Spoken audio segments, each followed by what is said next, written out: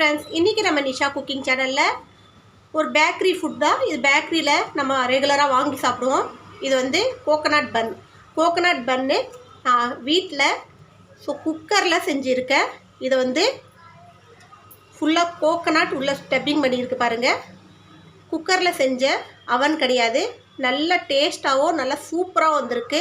Bag front ரெண்டு சைட்லேயும் நல்லா வெந்து நல்லா வந்திருக்கு. இது குக்கரில் முழுக்க குக்கரில் ரெடி பண்ணது. இதே போல் நீங்களும் வீட்டில் ட்ரை பண்ணி பார்க்கலாம். நல்லா ஈஸியாகவும் சூப்பராகவும் செஞ்சிடலாம். குழந்தைங்களுக்கும் ரொம்ப பிடிக்கும், பெரியவங்களும் விரும்பி சாப்பிடுவாங்க இந்த பன்னு. நமக்கு பேக்கரியில் வாங்குகிற ஒரு ஃபுட்டு வீட்டிலையே நம்ம செஞ்சு சாப்பிட்டோன்னா அதோட சந்தோஷம் அலாதியாக இருக்கும். ஸோ நீங்களும் ட்ரை பண்ணி பாருங்கள். இந்த பன் எப்படி செய்யலான்னு பார்க்குறதுக்கு முன்னாடி எங்கள் சேனல் லைக் பண்ணுங்கள், ஷேர் பண்ணுங்கள், சப்ஸ்கிரைப் பண்ணுங்கள், பெல் பட்டன் ஆன் பண்ணுங்கள், கமெண்ட் பண்ணுங்கள். வாங்க இந்த பன் எப்படி செய்யலான்னு பார்ப்போம். செய்கிறதுக்கு நம்ம ஃபஸ்ட்டு ஒரு சின்ன கிண்ணியில் வார்ம் வாட்டர், அதாவது நம்ம கை பொறுக்கிற அளவுக்கு வார்ம் இருக்கணும், ஓவர் ஹீட்டாக இருக்கக்கூடாது. இந்த தண்ணியில் ஒரு ஸ்பூன் அளவுக்கு ஈஸ்ட் நம்ம கலந்துக்கலாம்.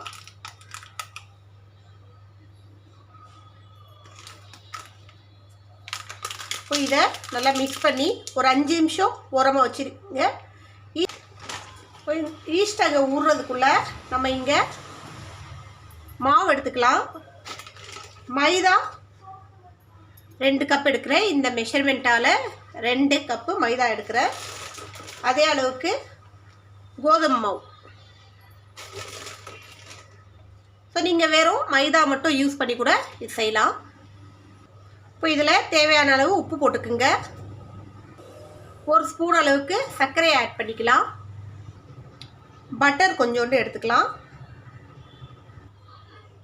இப்போது இந்த ஈஸ்ட்டு நம்ம ஒரு 5 நிமிஷம் வச்சு 5 நிமிஷம் ஆகுது. இப்போ இந்த ஈஸ்ட்டை வந்து நம்ம இதில் மிக்ஸ் பண்ணிக்கலாம்.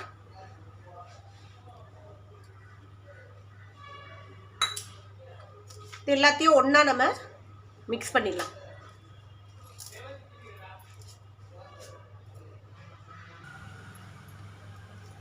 இது எல்லாத்தையும் மிக்ஸ் பண்ணி ஆயிடுச்சு. இதில் கொஞ்சம் கொஞ்சமாக பால் ஊற்றி பிசைஞ்சிக்கலாம்.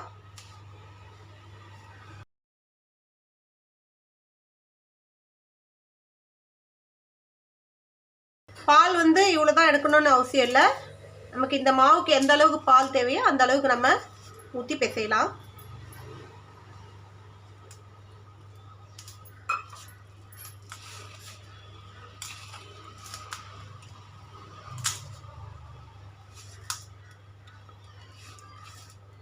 பால் விரும்பாதவங்க தண்ணியை கூட ஊற்றி பேசலாம். பன்னுனாலே நமக்கு வந்து பால் இருந்தால் தான் கொஞ்சம் நல்லா இருக்கும்.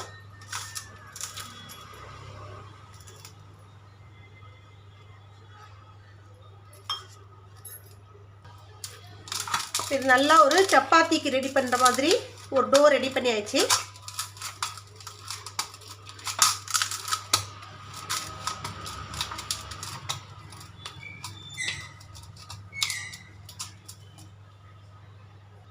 இப்போ இதில் லைட்டாக கொஞ்சம் எண்ணெயை தடவி விட்டு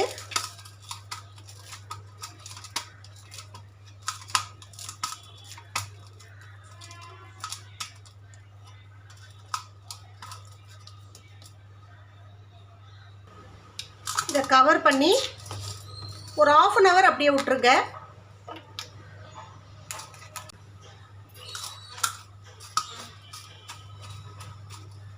½ hour அப்படியே விட்டிங்கன்னா மாவு நல்லா ரைஸ் ஆகி வரும்.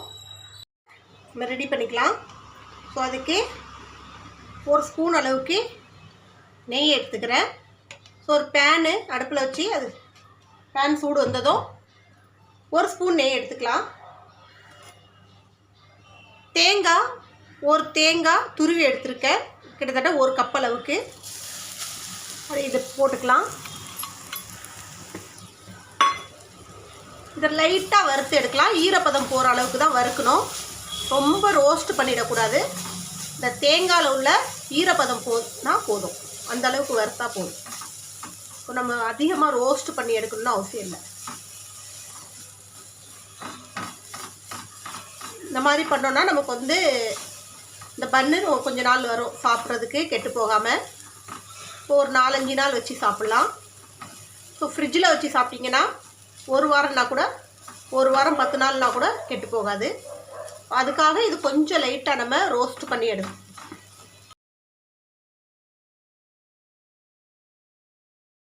அவ்வளோதான் போதும்.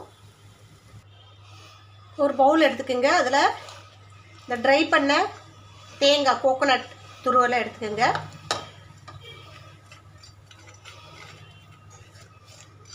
ஆறட்டும். இப்போ இதில் சர்க்கரை ஆட் பண்ணிக்கலாம். உங்களுக்கு எந்த அளவுக்கு சர்க்கரை தேவையோ அந்த அளவுக்கு ஆட் பண்ணிக்கிங்க. அதோட ஏலக்காய் ஸ்மெல் பிடிக்கிறவங்க கொஞ்சமாக ஏலக்காய் பொடி யூஸ் பண்ணிக்கோங்க. இதோட உங்களுக்கு ஏதாவது நட்ஸ் வேணும்னா நட்ஸ் ஆட் பண்ணிக்கலாம். இல்லை டூட்டி ஃப்ரூட்டி வேணும்னா அதுவும் ஆட் பண்ணிக்கலாம். பட் நான் வெறும் கோகோனட் மட்டும் வச்சு இது செய்ய போகிறேன். நல்லா மிக்ஸ் பண்ணிக்கோங்க.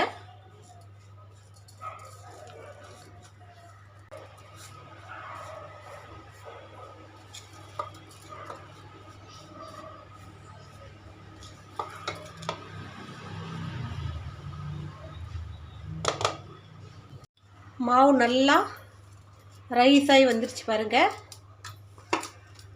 இப்போ இது நல்லா ஒரு தடவை நம்ம பிசைஞ்சு எடுத்துக்கலாம்.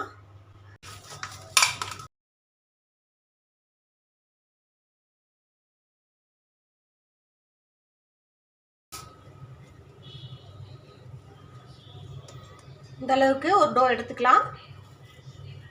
மீதி மாவை நம்ம க்ளோஸ் பண்ணி வைப்போம். மாவு வந்து காஞ்சிடக்கூடாது.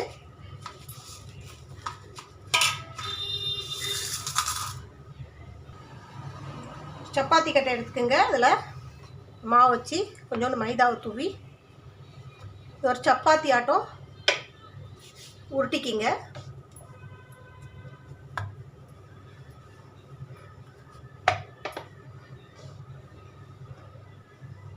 போய் இதுக்குள்ளே இந்த கோகோனட் மிக்ஸிங்கை வச்சுக்கலாம்.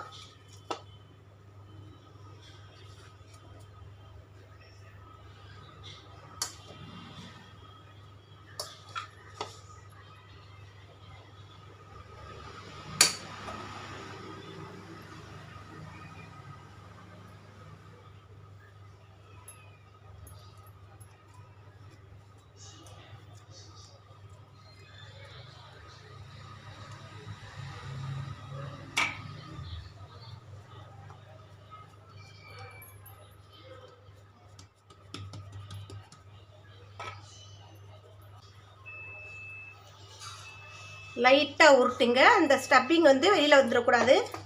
அந்த மாதிரி இதை லைட்டாக ஊட்டணும். உள்ளே வந்து காற்று பபுள்ஸ் இருக்குது பாருங்கள், அது அப்படியே உள்ளே இருக்கணும்.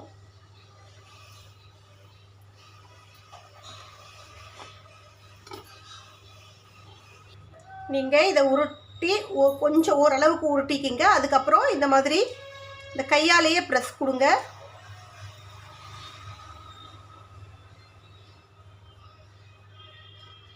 இந்த ஒரு மோல்டு எடுத்துக்கோங்க.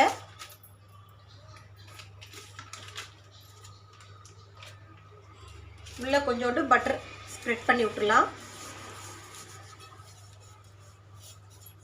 இதுக்குள்ளே ஒரு பட்டர் பேப்பர் போட்டுடலாம். அதுலேயும் கொஞ்சம் பட்டர் ஸ்ப்ரெட் பண்ணி விடுங்க. இப்படி இல்லைன்னா பட்டர் ஸ்ப்ரெட் பண்ணிவிட்டு கொஞ்சோண்டு உள்ள மாவு வந்து தூவி விட்டிங்கன்னா பட்டர் பேப்பர் யூஸ் பண்ணாமல் நீங்கள் அதை பண்ணிக்கலாம்.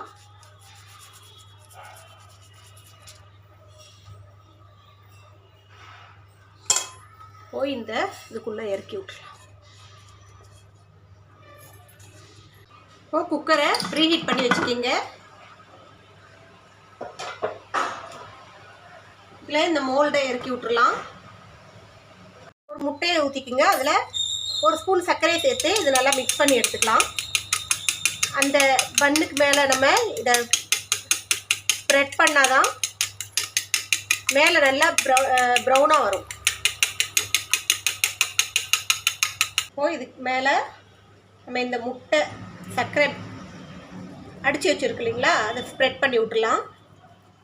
இந்த குக்கருடைய மூடியை கேஸ் கட்டும் விசிலும் இல்லாமல் ஒரு 25 மினிட்ஸ் வந்து நல்லா பேக் ஆகட்டும். அதுக்கப்புறம் பார்ப்போம். குக்கரை ஓப்பன் பண்ணி பார்ப்போம். பன் ரெடி ஆயிடுச்சாச்சு.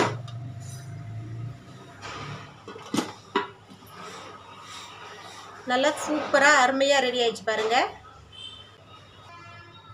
கோகோனட் ஸ்டப்பிங் பன் சூப்பராக ரெடி ஆயிடுச்சு. அருமையான இது போல் டேஸ்டியான பன் வீட்லேயே நீங்கள் அவன் இல்லாமல் குக்கர்லேயே செஞ்சிடலாம்.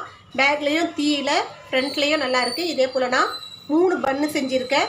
ஸோ 3ம் ஒரே மாதிரியாக வந்திருக்கு. சூப்பராக டேஸ்ட்டாகவும் நல்லா அருமையாகவும் குழந்தைங்களுக்கு ஒரு நல்ல ஸ்நாக்ஸாகவும் இருக்கும். நீங்களும் ட்ரை பண்ணி பாருங்கள். இன்னொரு ரெசிபியோடு உங்களை சந்திக்க வரை உங்களிடம் விடைபெறுவது உங்கள் நிஷா. எங்கள் சேனல் லாஸ்ட் வரைக்கும் பார்த்தவங்க அனைவருக்கும் மிக்க நன்றி. பாய்.